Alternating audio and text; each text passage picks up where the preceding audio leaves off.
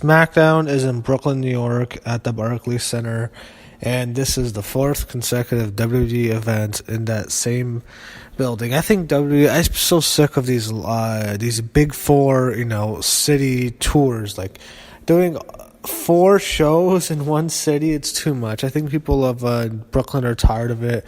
I think they're just sick of it. I mean, WrestleMania, I guess you can do it there, mainly because there's so many fans, you can just do it. I think even though they'll be exhausted by the time one Monday, and even if they stay Tuesday. But with SummerSlam, I don't think you need to do that. I just think people are exhausted. I think if you go to a new city, the fans will be more energized. But this seemed like a bigger SmackDown than most. It started off with The Miz and Maurice. They come to the ring, and Miz is, talking trash with Daniel Bryan. Daniel Bryan comes out. He calls him a coward, and he wants to fight The Miz. Maurice tells him to go back. She calls him Daniel Bella. Then what happens is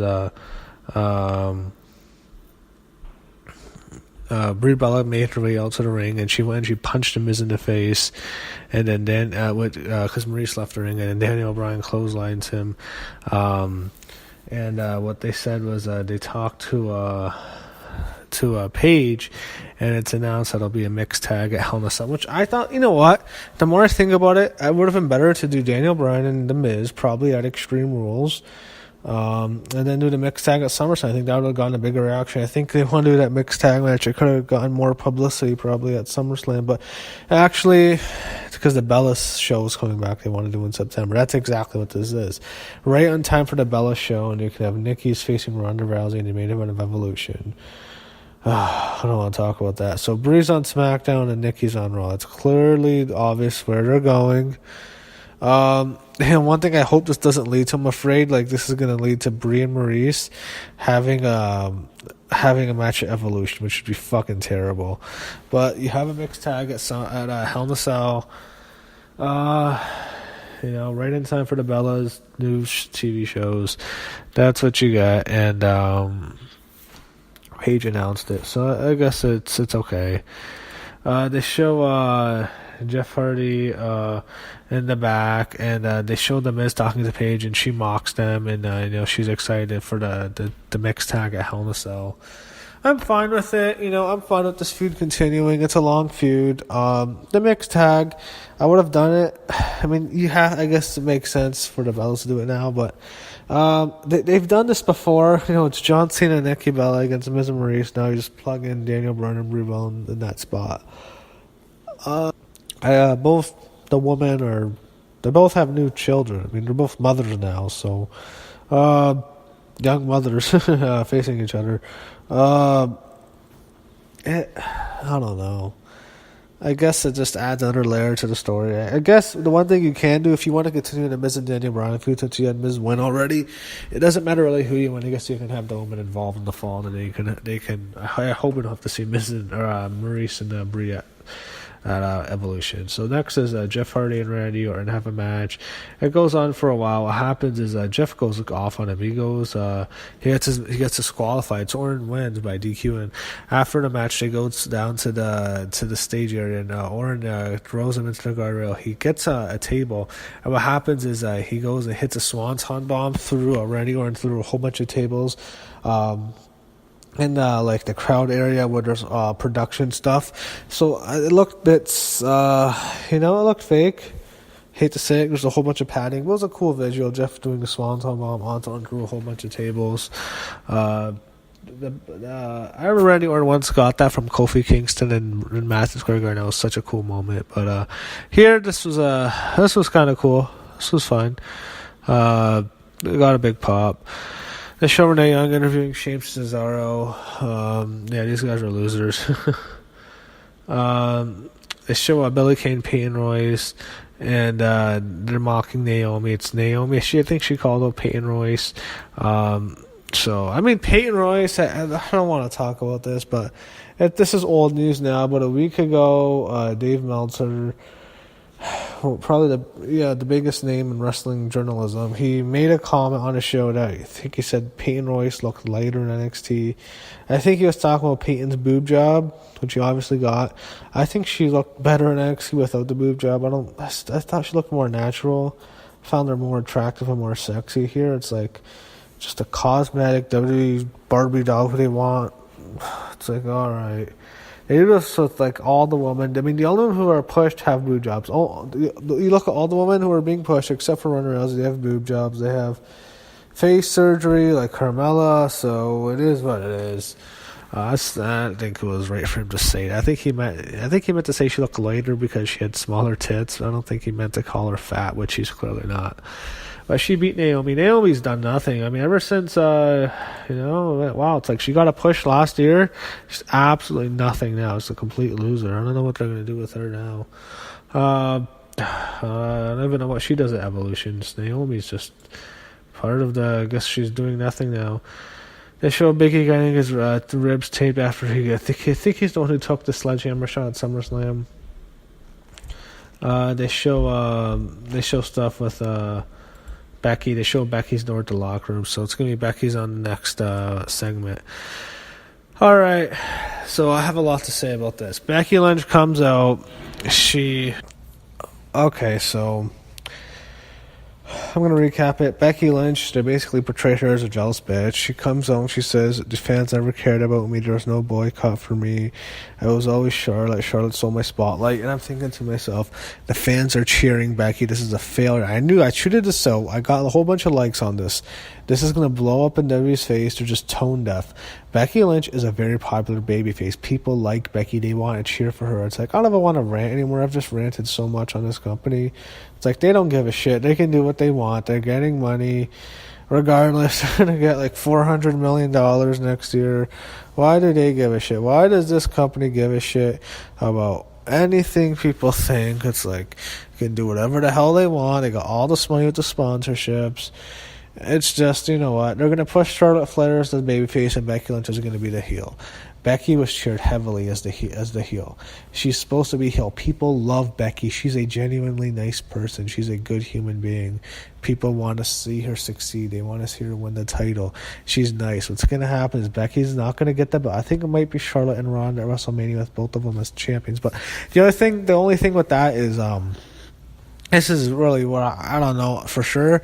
The Royal Rumble. Are they not going to do the Royal Rumble this year? If they're not doing a Royal Rumble, Women's Royal Rumble, I guess you can just have the two of them as champs. But I get the feeling Becky is losing to Charlotte. She's going to get jobbed out. Charlotte's going to beat her. They're going to build her up for Charlotte. And they're going to push Charlotte as the babyface, and the fans are going to boo Charlotte. She's going to be booed heavily as the babyface now. They are not going to cheer for her. If she comes out, Charlotte comes out, she gets booed. It was loud boos. The boos were 100% towards her. She was not well liked here. They were pissed off she got the belt. They were pissed off she got into this match. They did not want her in this match. They don't hate Charlotte, but they like Becky a lot. And I think by having her constantly get this push ahead of Becky, you're going to have a lot of fans turn on Charlotte. I think at whenever they have a match, it's going to be a heel Becky and a face Charlotte. I think you might see a lot of cheers for Becky.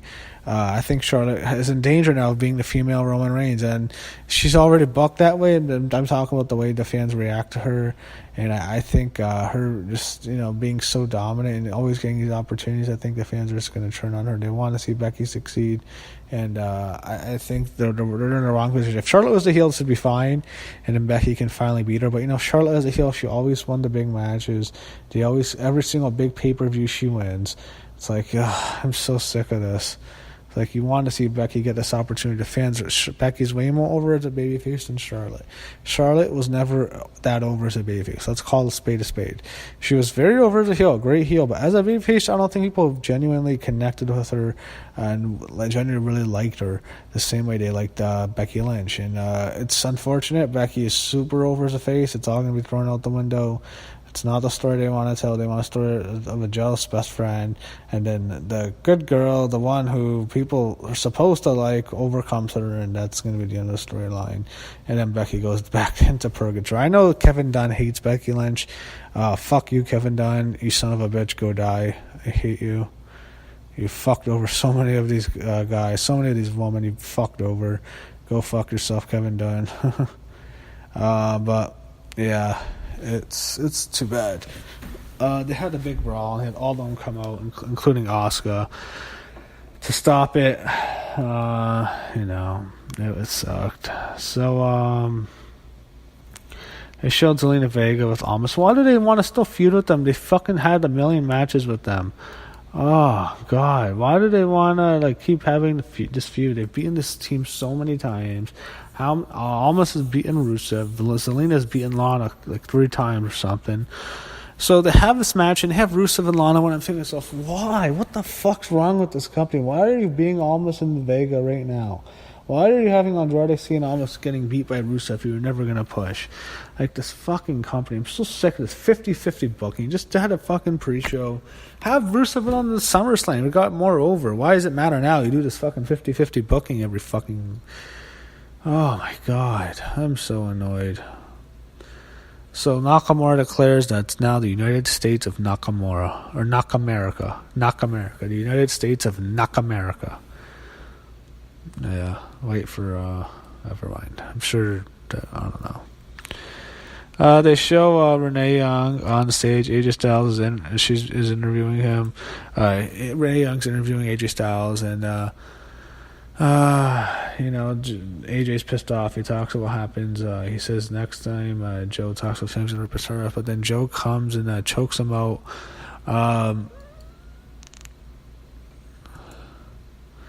So Joe, after he chokes out AJ, talks about AJ's wife Wendy, talks about tucking the children in, mocking him. I don't know. I think the stuff with it's why does he really need to go after the family?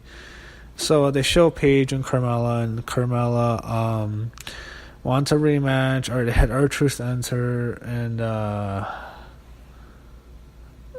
R-Truth wants a match with Carmella, so it was funny. Paige announces it's Carmella and Charlotte on SmackDown next week. So I thought they'd do it at Hell in a Cell. I don't know what they're going to do at Hell in a Cell now. I thought, why not just do Charlotte and Carmella at Cell? Even though it's a terrible match, you get Carmella's rematch out of the way, and you can just do Charlotte and Becky at Evolution. You can't do Charlotte and Becky at Cell, because you have to save that for Evolution. That's going to be a big match.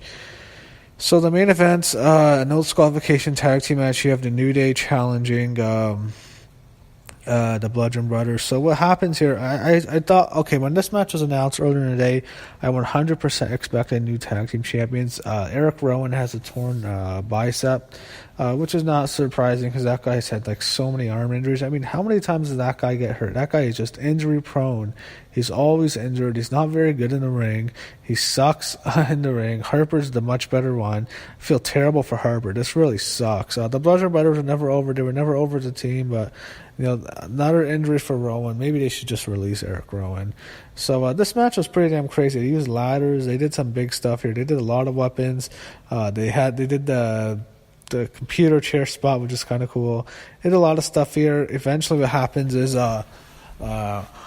Kofi puts Luke Harper on a table, and Xavier does an elbow drop through the table. So they use ladders here, to tables, a whole bunch of weapons, and New Day gets the win. Xavier gets the pin. So New Day is your new tag team champions. Cool way for the show, and cool way for Brooklyn to end W SummerSlam weekend in Brooklyn. So you have the New Day as your new tag team champions, and they got over here. So we'll see what's next.